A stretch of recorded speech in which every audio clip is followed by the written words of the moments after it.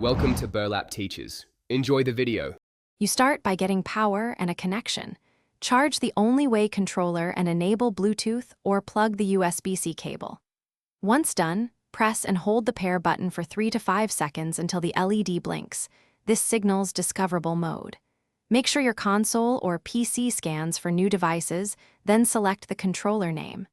If prompted, accept pairing on both devices. You're moving from physical readiness to an active link, so the controller and host can exchange input data reliably. Once paired, you configure how the controller behaves.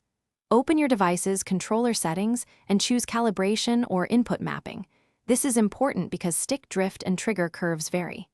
Test left and right sticks and analog triggers with on-screen diagnostics, adjusting dead zones and sensitivity. Then, remap buttons to match your preferred layout and save that as a profile.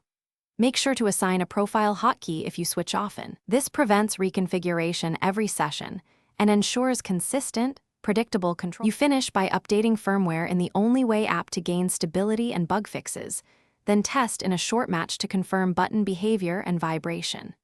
If input drops or the controller is unresponsive, reset it by holding Pair plus Start for 10 seconds, then repair. If problems persist, switch to wired mode with a USB-C cable and test another host to isolate the issue. Keep a spare cable handy and update firmware regularly to avoid recurring connectivity or performance issues.